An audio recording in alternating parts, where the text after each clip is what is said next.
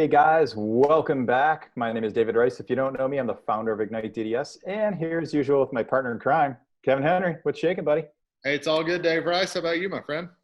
You know, life isn't as bad as it could be. Trying to stay on the positive side and look out for all the great things that are happening for us today.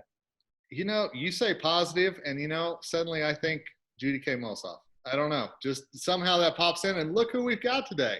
The lovely, the effervescent Judy Kay. How are you doing, my friend? I'm doing awesome. I'm actually having a phenomenal day. I've had a lot of phenomenal days. I don't think I've been home this much in a long time, and it's kind of fun to not be a visitor. Well, I know Steve loves having you there, and we love having you on with us tonight.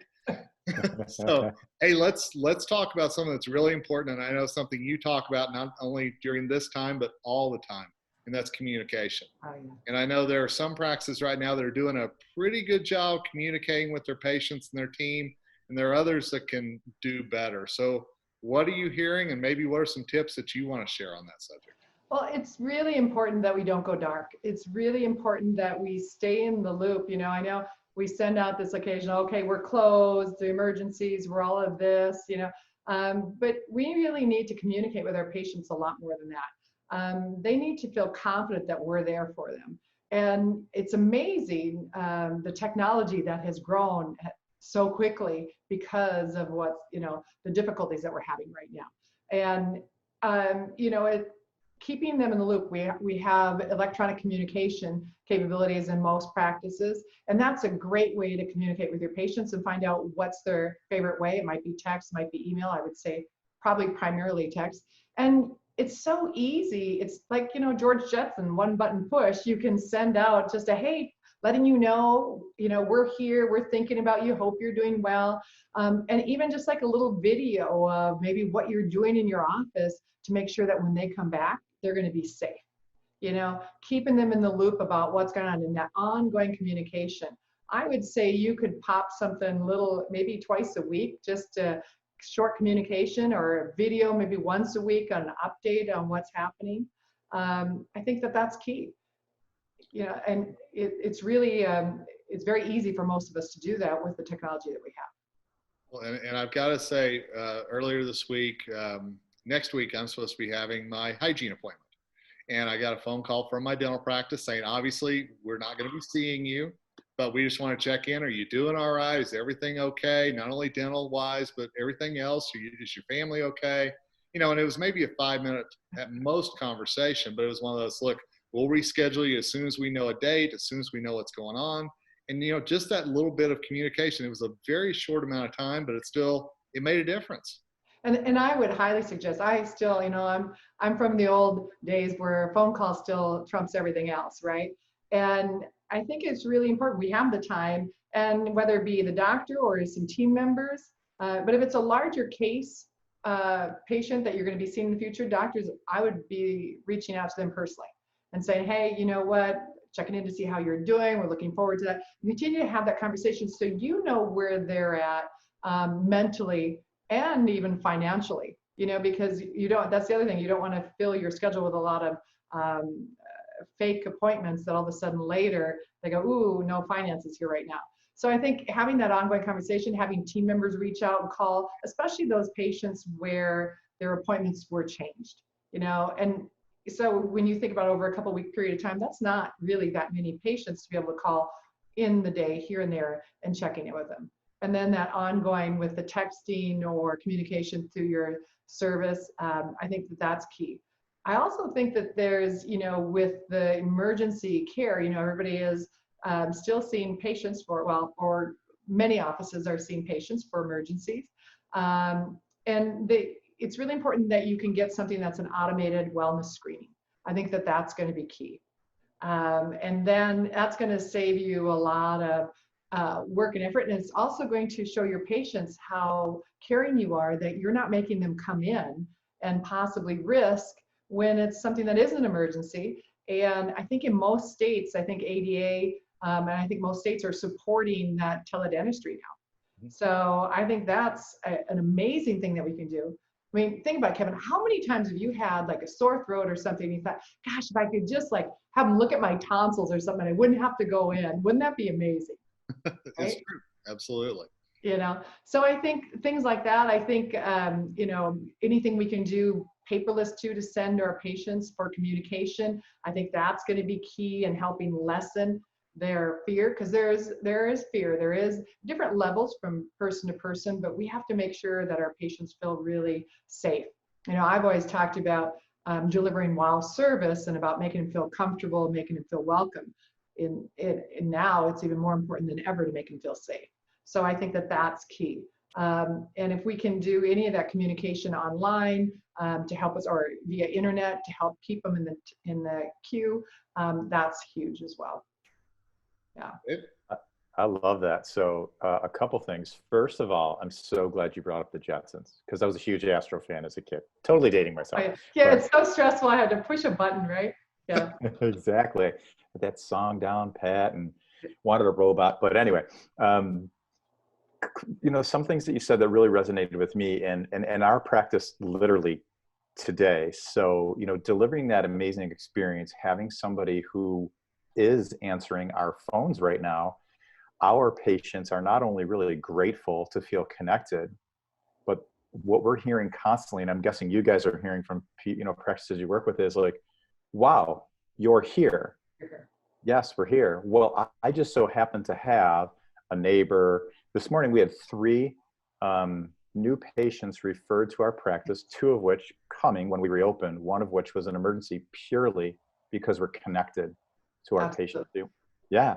Absolutely. And one like super urgent thing that had to be done, like really true emergency. But to think that practices right now, I think, can easily get in that mindset of like, oh, we're shut down, we're not producing. But the rebound of where we can go with how we communicate right now today is incredible, because most people literally are unplugging. And it's so important. I think we have this financial burden. And so people are doing the turtle and pulling in, not spending any money. And I think that we're sometimes losing pennies, or saving pennies when we're losing dollars, thousands of dollars, because we don't have someone there to man the phones. We don't have someone there to take care of our patients. And having a couple of patients in the queue for treatment when you come back more than makes up for their entire, if it's a month of salary, it's probably pretty well taken care of. They need some treatment, and you're building that that trust and that loyalty, because patients don't know where to go. They're fearful, and they see that. That's why that email or something that comes out that says we're closed, they only see we're closed, because most people don't read past the second line. I would change that communication to saying we're here and available if you have an emergency. Because when you say we're closed, it's like, okay, they're done. So really important that we continue to communicate with our patients, and more importantly, even to reinforce what we're going to be doing with the new norm when they come back in.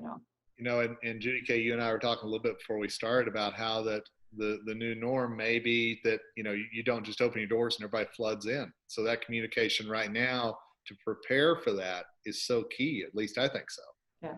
And there, for a lot of people who may not be tech savvy, there are a lot of companies out there that are fantastic with helping with this. I know a lot of electronic confirmations are working on the teledentistry, as far as like that, more of a FaceTime app, so you can see what they're doing.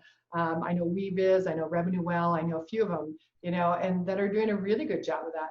So it's not like you have to build this from scratch either. There's a lot of resources out there, and they definitely have the time to do the research now. Absolutely. Yeah. I love that point. So, and what you mentioned just a few minutes ago, Judy Kay, the whole like tripping over dollars to pick up pennies. There are, obviously we want to be very cognizant of money going out the door at this time, but places to not skimp are the opportunities and the technologies for communication. I mean, Absolutely. anything we can do to maintain tight contact and to continue to build that relationship is such a huge win right now. So if you're watching dental practices, like, don't shortcut there. There are other places you can, trim the fat, so to speak. Oh, absolutely. Yeah. Yeah. What do you know? I just think that there's been a lot of good information right here. And I think, again, like I've heard in a few of our chats so far, is that what you're doing right now determines how you come out of this. And I think that that's something important, and communication is such a key thing. And again, not just now, not just next week, not just whenever all this blows over, but throughout the year to build up that business. It's so important.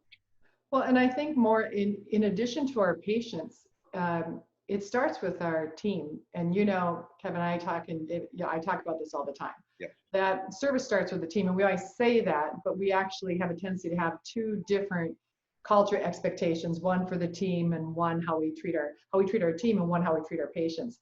And I think now more than ever, that ongoing communication, not only to your patients but to your team.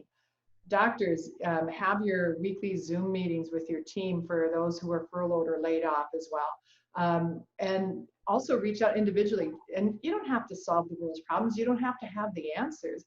All you have to do is just call them and say, hey, thinking about you, how are you doing today?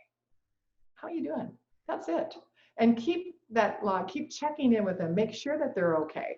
And that's key. And then when you come back to the office, when everybody's like spinning, hurrying to go, we have to make sure that we take time. And I'm going to highly suggest that you have morning huddles that are check-in, not just about the patient, but how do you feel about being here today? Are you comfortable?